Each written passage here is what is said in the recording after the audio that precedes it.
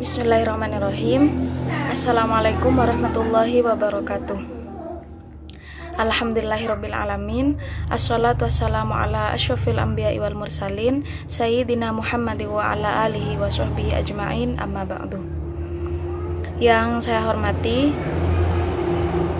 Ustadzah Aisyah Juhuri MPDI selaku dosen pengampu pemateri ini dan teman-teman BSA 1 yang saya banggakan. Di sini saya akan menjelaskan tentang semantik atau ilmu dalalah yang kedua. Di sini saya akan menjelaskan 3 pembahasan. Yang pertama yaitu relasi makna, faktor-faktor perubahan makna dan langkah-langkah analisis makna. Langsung saja ke pembahasan. Yang pertama yaitu relasi makna. Relasi makna itu dapat juga disebut pola struktur leksikal, di mana makna-makna kata itu ternyata berbentuk pola tersendiri. Nah, relasi makna ini mempunyai 5 bentuk. Yang pertama yaitu sinonim atau at-tarodif. Secara etimologis, sinonim ini diserap dari bahasa Inggris yaitu sinonimi. Kata sinonim ini dari bahasa Yunani kuno yaitu onoma yang berarti nama dan sin yang berarti dengan. Dengan kata lain, sinonim adalah nama lain untuk benda yang sama. Dalam bahasa Arab, sinonim disebut dengan at-tarodif. Menurut Yakub, at-tarodif yaitu makhtilafu lafdhihi wattifaqu ma'nahu au huwa itlaqu iddatun kalimatun ala madlulin wahidin, yang artinya berbeda artinya tapi sama lafadznya, atau beragam lafadznya tetapi maknanya satu. Beda lagi dengan menurut Umar. Menurut Umar itu yaitu at-tarodif yaitu wahuwa ayyudillu aksaru min lafzi ala maknain wahidin, yang artinya sinonim adalah banyak lafadz tetapi satu arti. Contohnya seperti al-asamatu, al-laisu, al-asadu. Di sini tiga kata itu menunjukkan arti binatang buas. Menurut para linguis Arab, bahasa Arab adalah bahasa yang paling kaya mufradnya, dan salah satu bentuk kaya mufradat dimaksud adalah dalam bentuk at-tarodif tersebut. Yang kedua yaitu polisemi atau bisa disebut dengan ishtirakul lafzi. Secara etimologi, polisemi diadopsi dari bahasa Inggris yaitu polisemi. Sementara polisemi berasal dari bahasa Yunani dari kata poli yang artinya banyak atau bermacam-macam, dan semi berarti arti. Nah, dalam kamus besar bahasa Indonesia disebutkan polisemi adalah bentuk bahasa, yaitu bentuk bahasa, kata, frasa, dan sebagainya seperti itu. Nah, yang mempunyai makna lebih dari satu. Dalam kajian linguistik Arab, polisemi sama dengan ishtirakul lafzi yang saya sebutkan tadi.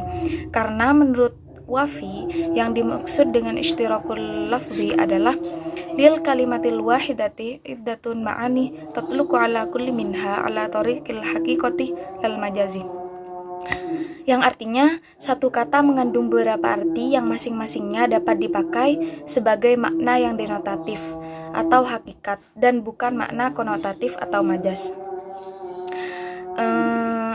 Misalnya, contohnya seperti al-kholu, bisa berarti paman, tai lalat, awan, dan onta yang gemuk.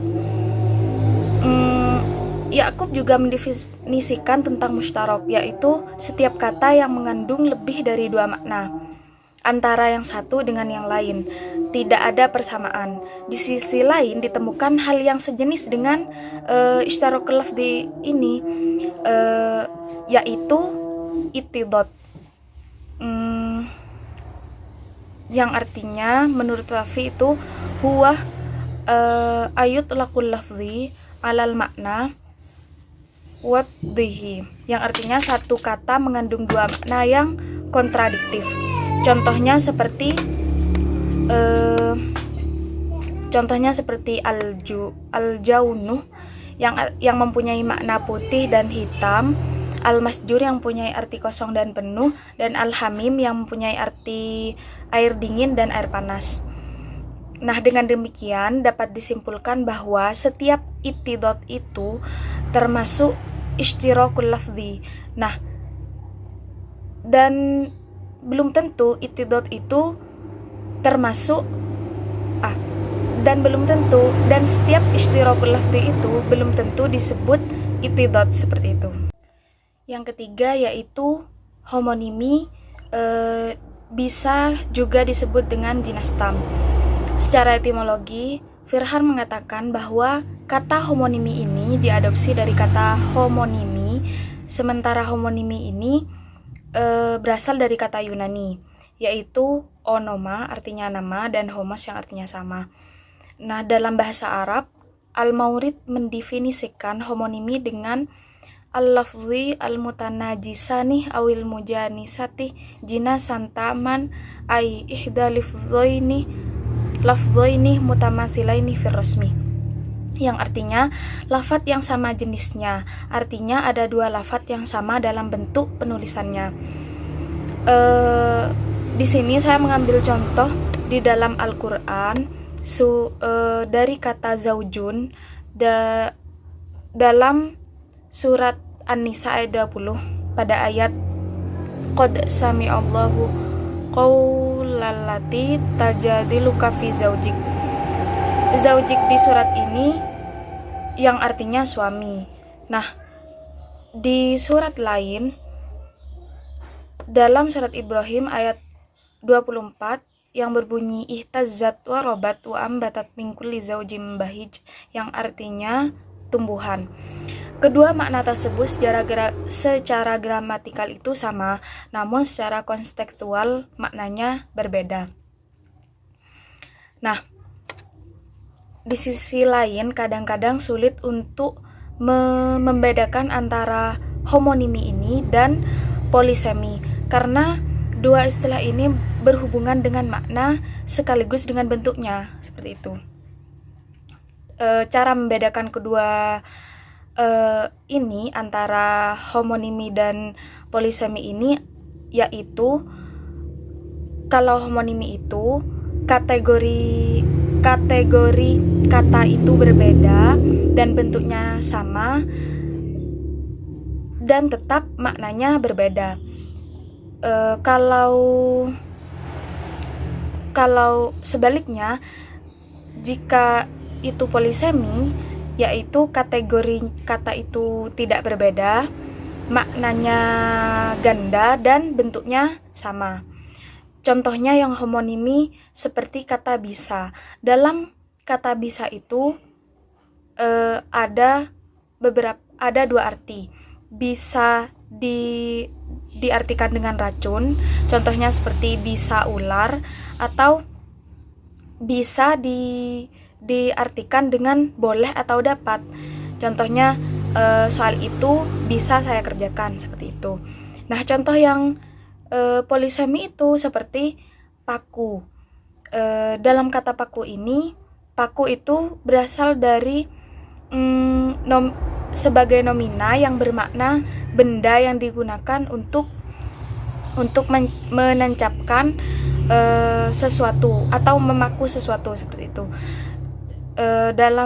Misalnya dalam kalimat belilah paku 5 kg, atau dan di arti lain bisa juga seperti contoh di hutan banyak tumbuhan sayur paku, seperti itu.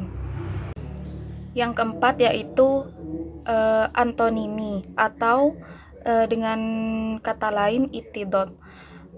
Secara harfiah, antonimi ini merupakan kata serapan dari antonimi yang berasal dari bahasa Yunani, yaitu anoma artinya nama dan anti artinya melawan.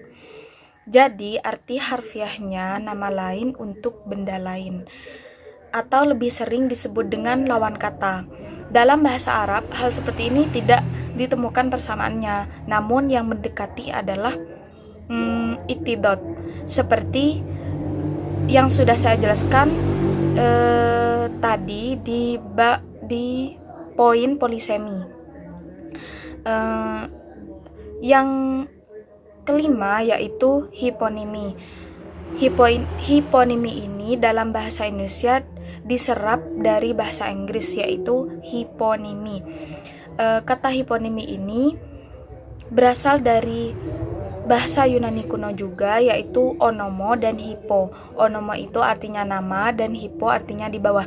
Jadi dalam bahasa Indonesia adalah hiponimi itu adalah kurang lebih dapat diartikan dengan nama di bawah nama lain, seperti itu. Contohnya seperti tulip, mawar, dan melati. 3 nama bunga ini berhiponimi dengan bunga. Berhiponimi dengan bunga. Sementara bunga disebut sebagai superordinat dari tulip, mawar, dan melati tersebut. Demikian sejenisnya seperti itu. Nah, yang kedua yaitu tentang faktor-faktor perubahan makna. Menurut Melit, seorang linguis Prancis, dalam Mukhtar menyebutkan bahwa hunaka thalatha asbab ra'isiyah li taghayyuril makna hiya al-lughati wat tarikhiyati wal ijtimaiyah. Ada 3 faktor utama penyebab terjadinya perubahan makna. Yang pertama yaitu sebab bahasa, sejarah, dan sosial. Nah, di sini saya akan menjelaskan menurut Ullmann, yaitu ada 4 faktor perubahan makna, yaitu yang pertama faktor kebahasaan. Perubahan makna yang disebabkan oleh faktor kebahasaan itu erat hubungannya dengan aspek fonologi, morfologi, dan sintaksis. Karena jika terjadi perubahan pada ketiga aspek tersebut, otomatis makna baru pun muncul. Seperti itu. Yang kedua, faktor kesejarahan. Perubahan makna karena faktor kesejarahan ini berhubungan erat dengan perkembangan kata. Dalam bahasa Arab misalnya kata katabah. Nah, katabah di sini kita mengenal dengan arti menulis. Orang jahiliyah dulu, katabah ini bermakna menjahit karena mereka tidak mengenal tulis menulis. Nah, dengan perkembangan zaman terjadilah banyak mufradat yang berubah, seperti juga misalnya kata mukminun. Mukminun di sini kita menyebutnya dengan arti tidak kafir. Dulu sebelum Islam kata ini bermakna aman, seperti itu. Yang ketiga yaitu faktor kebutuhan kata baru.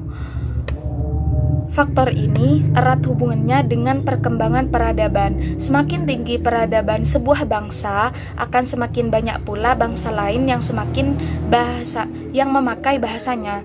Seperti kata komputer. Komputer di sini berasal dari dari bahasa Inggris. Maksudnya dari orang barat. Nah, diserap oleh berbagai negara, tidak terkecuali bahasa Arab, sehingga komputer ini juga digunakan oleh bahasa Arab. Yang keempat yaitu faktor bahasa asing. Menurut Cahyono, perubahan yang terjadi karena pengaruh bahasa asing atau bahasa selain itu sendiri disebut dengan perubahan eksternal, sementara perubahan yang terjadi karena pengaruh bahasa itu sendiri disebut dengan perubahan internal. Pembahasan yang ketiga yaitu langkah-langkah analisis makna. Langkah-langkah analisis makna di sini ada 6 langkah. Yang pertama, yaitu menyeleksi sementara makna yang muncul dari sejumlah komponen yang umum dengan pengertian makna yang dipilih masih berada di dalam makna tersebut. Yang kedua, mendaftar semua ciri spesifik yang dimiliki oleh rujukannya. Yang ketiga, menentukan komponen yang dapat digunakan untuk kata yang lain. Misalnya, ciri kelamin perempuan dapat digunakan untuk kata ibu, nenek, adik perempuan, kakak perempuan. Yang keempat, menentukan komponen diagnostiknya yang dapat digunakan untuk setiap kata. Yang kelima, mengecek data yang dilakukan pada langkah pertama. Yang keenam, mendeskripsikan komponen diagnostiknya. Mungkin hanya ini dari saya, kurang dan lebihnya mohon maaf. Wabillahi taufiq wal hidayah. Wassalamualaikum warahmatullahi wabarakatuh.